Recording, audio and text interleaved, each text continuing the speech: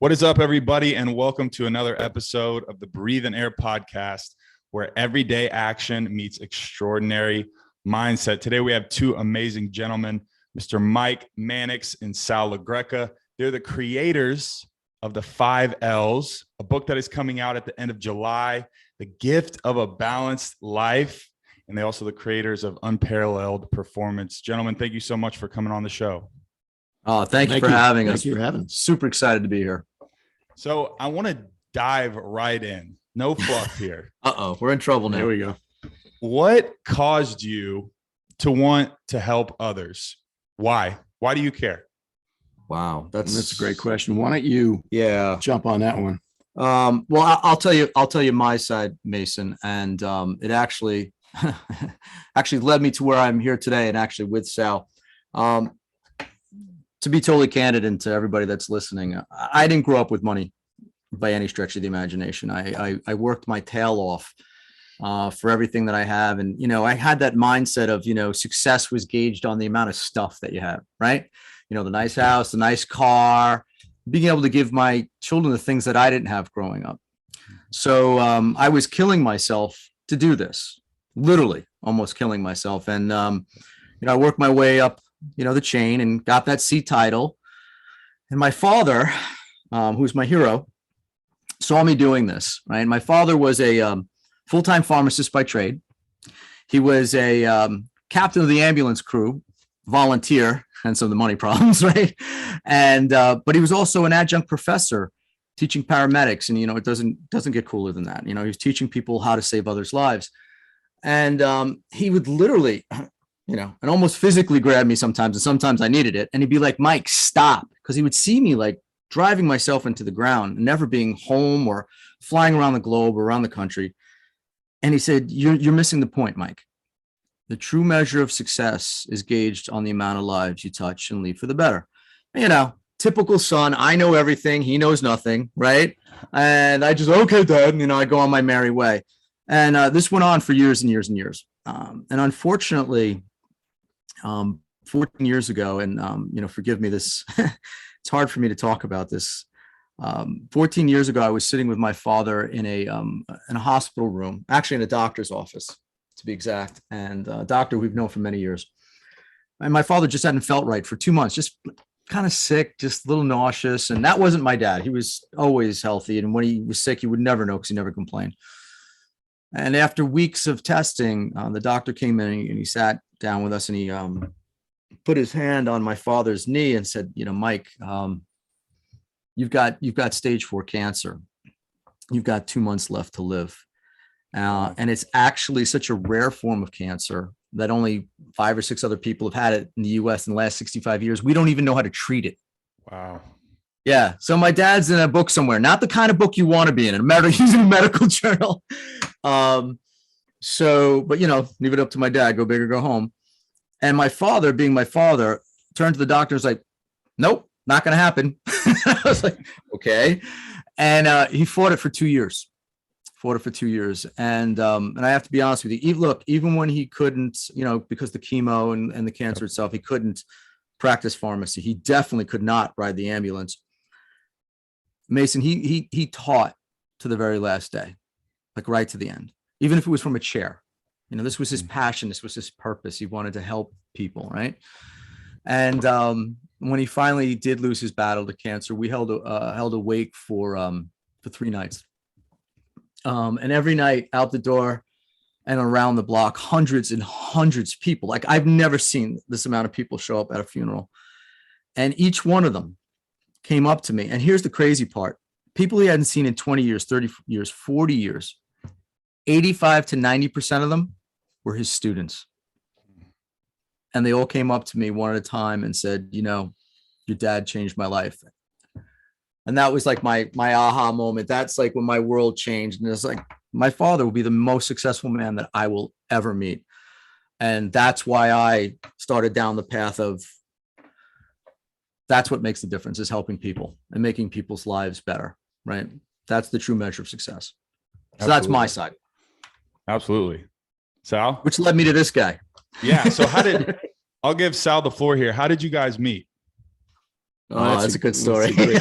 It's actually funny. It's a really good story. It's about 3 years ago, actually. I was having a dinner party at a house in Port Washington, New York, right overlooking Manhasset Bay. It was a Saturday night in July. It was a beautiful night.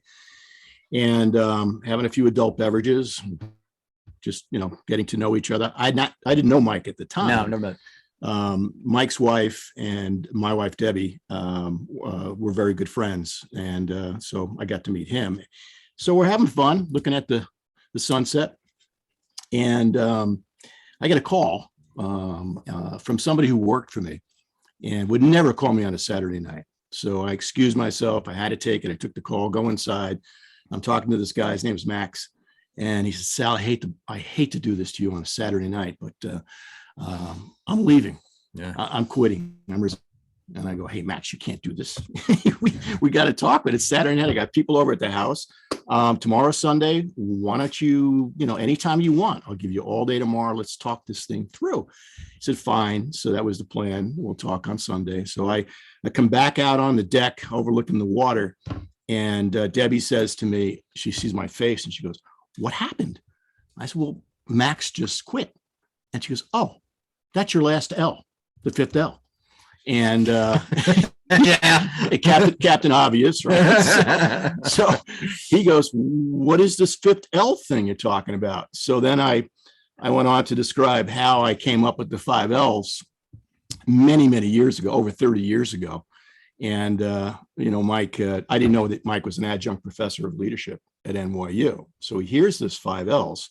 And he starts jumping up and down. He's so excited. I was literally jumping up and down. So it could have been the beverages. I don't know.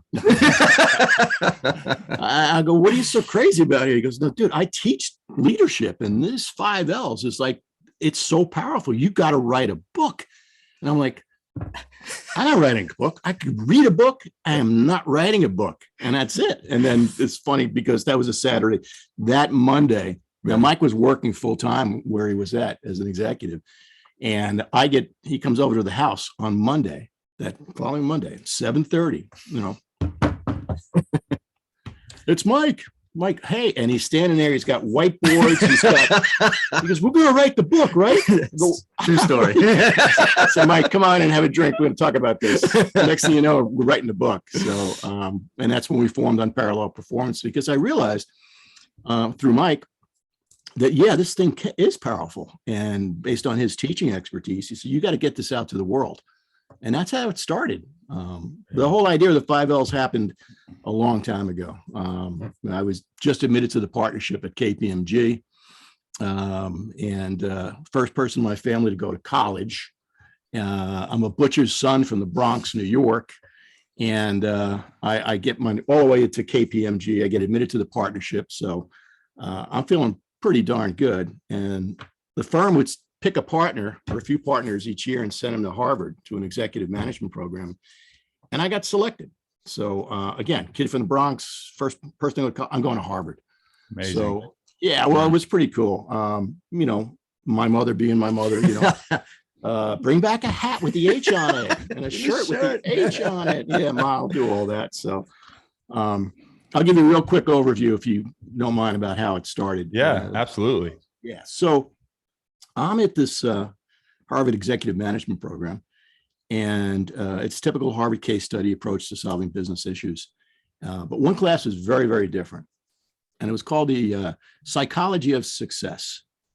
And this professor comes in and asks a very, very simple question to the attendees, about 35 of us. How would you define success? And I'm sitting there going, well, that's easy, right? I just made partner in a major firm, the firm I wanted to be in. So, title for me, and I'm on my way to financial freedom. So money and title and money was how I defined success. And boy, was I shocked when the rest of the room, many people said the same thing, but a lot of people had different answers. Like, how about being a better person? Yeah. How about being a better partner, a better parent? And those things didn't hit me at the time, but I heard them and I went, wow, it isn't about the money or just the title.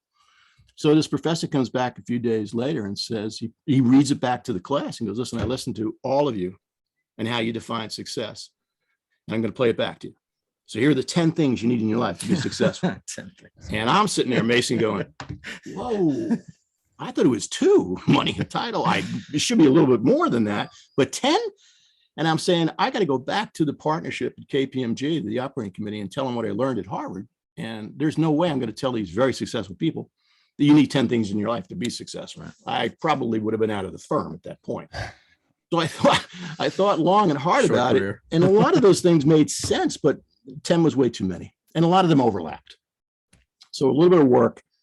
I got him into 5, and thought that would be a nice, easy way to remember them. 5 fingers, 5 toes, And something else was happening.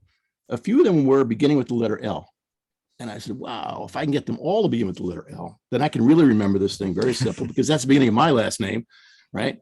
And that's what I did. I combined them all, so I had a little tool in my head that ultimately I would use, and I did use, sometimes more successfully than other times. But that's the 5 L's. So I'm going to give it to you real fast. Mike, you jump in. Yeah. On any of these. The first L of the 5 L's is love, right? Because without it, all else fails. We have nothing. And it's not just relationship love. It's really self-love. Yeah. So that's the first L. The second is laughter, right? Laughter. Do not take yourself too seriously in life, because you're going to fail and you're going to make mistakes, and that's okay. So we have love, laughter. The third is labor, right? We are wired as humans to produce, to do something. And if you're going to do it with passion and do it with purpose. So we have love, laughter, labor. The fourth L is leisure, right? You got to find some way that's personal to you that you can reconnect your batteries, just, recharge the batteries, disconnect from everything. We call it your me time. Yeah. You need your me time. And that could be anything for anybody. So we have love, laughter, labor, leisure. The fifth L, which I find, and many people do find to be probably the most difficult of the 5 L's, is leave. Leave. Know when to go. Know when it's over. Know when to pivot and adjust your sails and move on. And that could be anything. It could be a decision you've been living with. Many, many things. So that's the 5 L's: love, laughter, labor, leisure, leave.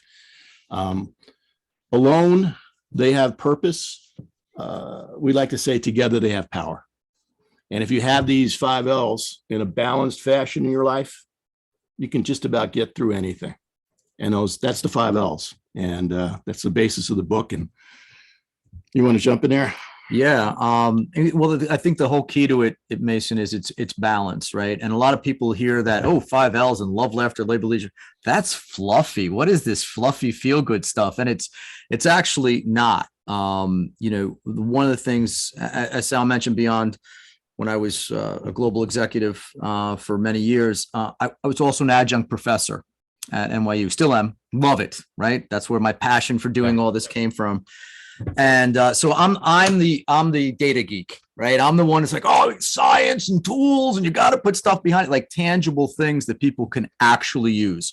Because for us, as we mentioned in the beginning, we want to change people's lives for the better. We don't want them, reading our book and feeling good for a day or two and like, that was great, and then moving on. We want to give them something they can actually use for the rest of their life. So when you go into the different L's, especially when we're doing one of our events, or even you'll see it in the book, we're giving real scientific and data and tools that backs up each L. So it's very meaty. There's a lot of meat on the bone. So love, for example, if I asked you right at the gates, what's the first thing you think of when you hear the word love?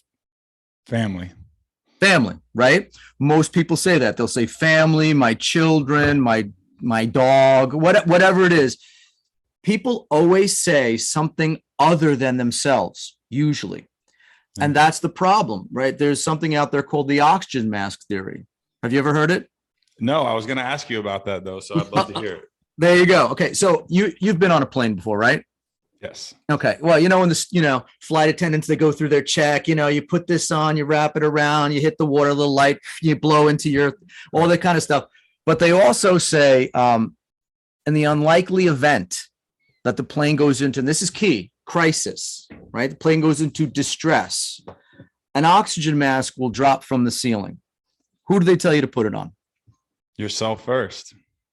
You are no good Right. to anyone unless you help yourself first. And that is the core. And actually, believe it or not, all of the L's kind of roll up into self-love, because most people by nature are caretakers, especially, you know, when we deal with the folks in the medical industry who've taken it the worst. Thank you, COVID-19. Our healthcare heroes have just been brutalized over the last 2 years. The burnout's insane. And it's probably not that we don't love helping all of our clients, but that is one of the ones that hit our heart the most, because we have family in it. And to be able to give them tools to deal with the stress and the burnout that they have right now, you know, you can't put it into words. But that, you know, but they're caretakers by nature. They take care of everything and everyone else first, right? They're last. And that's where we lose. That's where we're losing. Okay. That's the mistake. So it should be self-love. Then it's the proper love in your life, this right support of others. And it's having the right people in your life. And there's all these Harvard case studies on, you know, how it makes your life, you know, longer and you better brain cognitive and all that stuff. And you folks can see that in the book or when we chat with them. But the other flip side of the coin is the energy vampires. You got to kind of lessen those people and, you know, get them out of your life or their impact as much as possible. And here's the scary thing. Some of them are even family, right? So, right. And then it's love of what you do. So each one of the L's, each one that we go through is going to have that level of data in it. Just like laughter. Laughter isn't just not taking yourself too seriously. It's also about stress management, all the physical and mental benefits of not only laughter, but the power of positive thinking, attitude of gratitude. Attitude of gratitude is actually a scientifically studied and proven way of changing your mindset. Same thing with labor. What are you doing for you, right? Leisure, me time, exercise, you know, having a morning routine, not starting your day out with social media. Most people, this is what I love. Most people use this bad boy as their alarm clock, right? This thing goes off, they reach over, they're not even vertical yet. It's in front of their face. They've already let the world in and they're not even sitting up yet, right? So it's doing all these things and then leave for us at the end of the day. And we could actually have a whole other book on this. It's more about change management and embracing change because people are scared of it. We're actually programmed as human beings to avoid change from prehistoric times because change meant scary. Scary is bad. Bad means you're getting eaten by something, right? So you're programmed to run away from it. And that's why a lot of people get so frustrated with themselves because they avoid change, they procrastinate. Right. But once you realize you're programmed that way, if you have the right tools, which we give folks, you're able to make that change. But as Sal said it, you know, it's all about, you know, if you do this, and we do this with the class, like love, laughter, labor, leisure, leave. These are all 5 L's.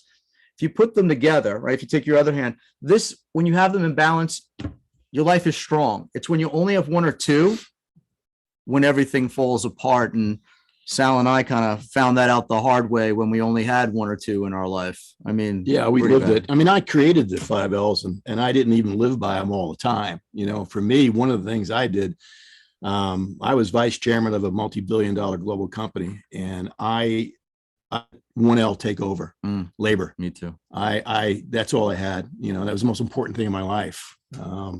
And to a bad situation. My marriage failed. I was an absentee dad. I was flying around the world, the globe, and it was more important than anything. And I didn't have the other ones. I didn't have the love. I didn't have my self-love. I also would have stopped doing what I was doing. Definitely didn't have laughter. Didn't have the leisure. And I didn't know how to walk away or leave it or change what I was doing. So, so important. And what we talk about in the book too, Mike's lived through those same things where, you know, we're not perfect. No. We make mistakes, you know, we've been successful, but you've also had those situations where you fail, and that's okay. As Mike likes to say, how do you define fail? Oh, so most people, when you ask someone, like, I'll ask you a question. Do you like to fail? I hate failing, but I think it's a mindset of, you know, trying to look at it as failure is just a lesson, a stepping stone, you know, one subtraction to where the ultimate goal is. But I hate it. Yeah, right. And that's usually the answer. And people are actually scared people won't even make change because they don't want to fail. Right. Right. It literally freezes them. And what we try to teach people is actually you need to take risk. You need to have change in your life because fail should be looked at FAIL as first attempt in learning. Okay. Amazing. It's just like, I don't know if you're a skier or not. A lot of people say if you're not falling, then you're not skiing hard enough, right? You got to be out there and you get your best learning lessons. I had a really bad failure learning lesson earlier on in my career that has literally changed the whole trajectory of my career. So people, you need to embrace failure. And I think that's what's key for us as a message is Sal and I in the book. And, when we're doing our seminars or our keynotes or any of that, we don't stand up there and go, oh, look how good we are. You must be positive all the time. Life is good. No, it's not like that. Okay. That's not reality. You're going to have good days. You're going to have bad days, but it's focusing on, brighter days are coming. It's staying positive. It's using the tools and it's staying focused on your balance because it's going to change all the time, and depending on where you are in your life or what's going on in your life. And for us, it's, just giving folks real tools that they can use to help them get through really rough times. And all of us have dealt with that for the last, even before COVID, things were crazy and COVID just took it to a whole nother level of nonsense. I mean, Yeah, absolutely. Just listening, to you explaining the 5 L's, it's so in alignment with what we talk about from, what success is to you. It's funny you said that because that's actually a question I ask at the end of every podcast. So, that question, it was kind of what sparked this interest that, hey, what else is out there? How can I, make an impact? But also selfishly, like I have all these questions and these things that not just myself, but people from all walks of life want to know. Yeah. Yes. And one thing that I got there too is, you mentioned that you only lived one at one point, and both of y'all have been very successful in terms of your business life and, being in the C-suite and all of these things. Right. So for someone that's ambitious, this idea of balance is sometimes hard, but as you guys have said, it's so vital to longevity. Are there times in your life where you felt like if you didn't sacrifice some of that balance, you wouldn't get to where you were? Can I take How that much one, time please? do you have? Yeah, that's a whole of the podcast. Yeah. Whole of the book, probably, by the way. Yeah, why don't you? I'll start if that's okay. You You want to talk about a real world question. So here's the thing. There are organizations and there's a mindset out there that you must live, eat, and breathe and be 24/7 your job if you want to get ahead. Period. End of story. And that is a fallacy. There was a Harvard case study, actually Harvard Business Review study that showed people that took 10 days or less off a year, only 10 days, had a 35% chance of getting an increase, a promotion, or a raise. Ready for this? People that took more than 10 days off a year, 10 plus, had a 65.7% chance of getting an increase, a raise, or so on and so forth, because they took the time to recharge their batteries and they came back at their best selves. And Mason, I got to tell you, this is a guy at the ripe old age of 35, ended up in the CCU of a hospital thinking I was having a heart attack because all I was labor all the time. Yeah. I didn't have the right love in my life. There was no laughter, positive thinking, leisure. I had 23 days off a year. I left 22 of them on the table every year because maybe I got sick one day and stayed home because there were days I was going in and leave. I didn't know how to change anything. I was all on all the time. And that's the mistake. That's the mistake a lot of people make. They feel that they've got to just be labor all the time to be successful. And it's not the case. I have to tell you that once I started applying, after I met this guy, and I, before I left my company that I was with for 21 years, and I started applying the L's in my life properly, everything skyrocketed for me. I was a better person. My mindset was better. My relationships were better. People liked me at work.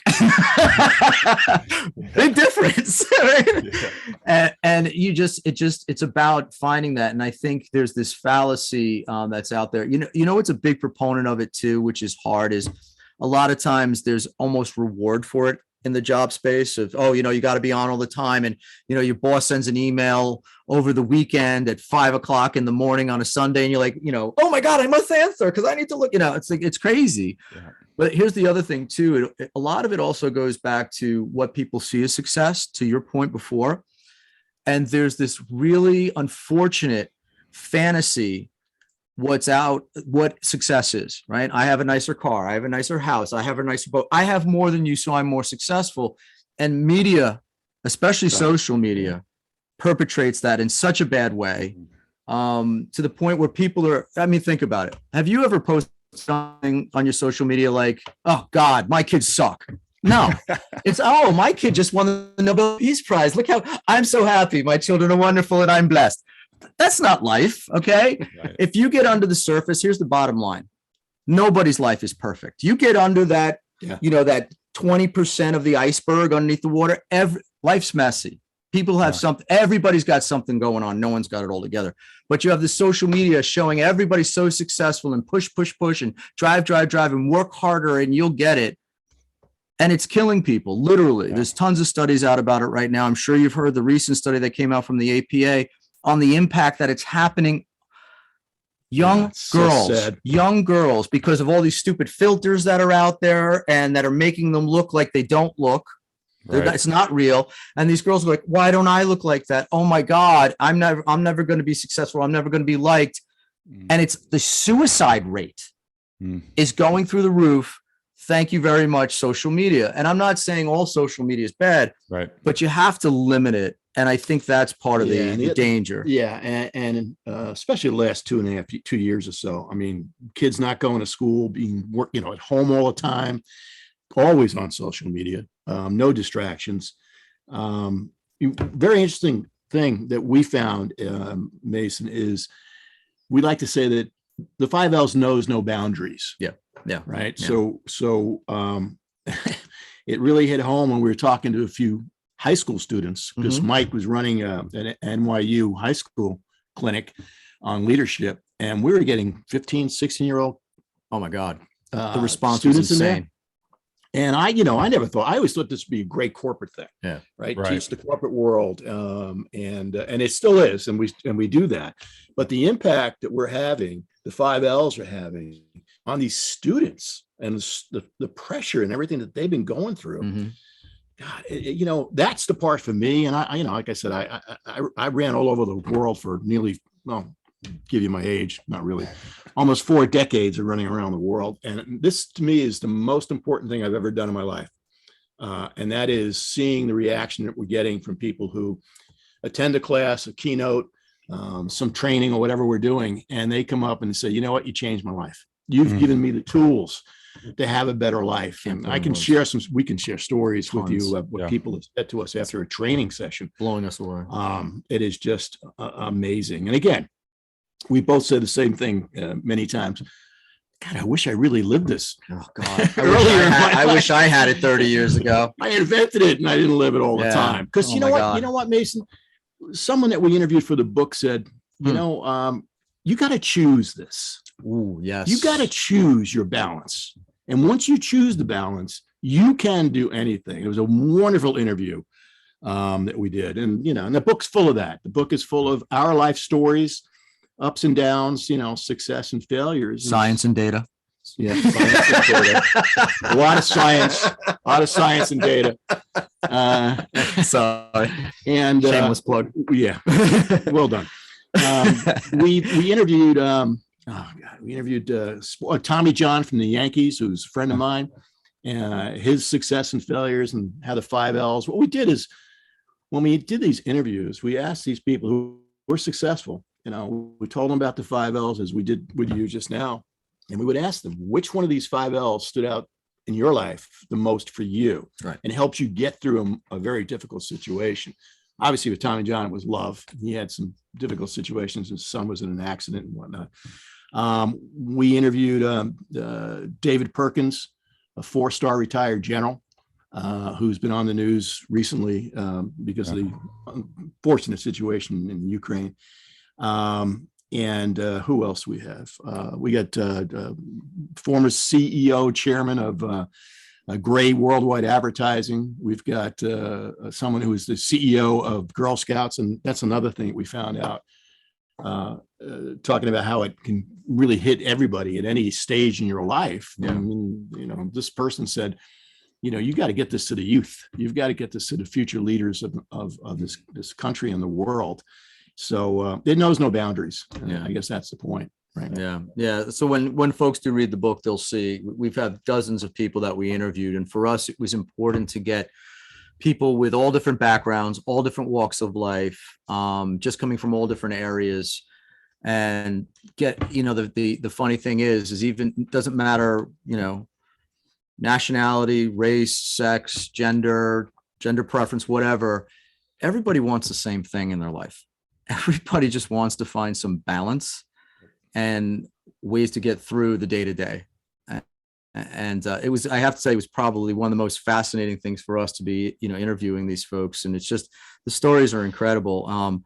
So we're hoping we're able to capture and also, give their message, their wisdom out to the world as well too. But I know that was a long-winded answer to your question of people working too hard.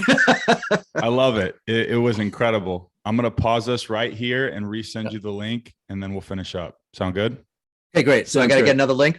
Yep. I'm going to send it to you right now on your email. Okay.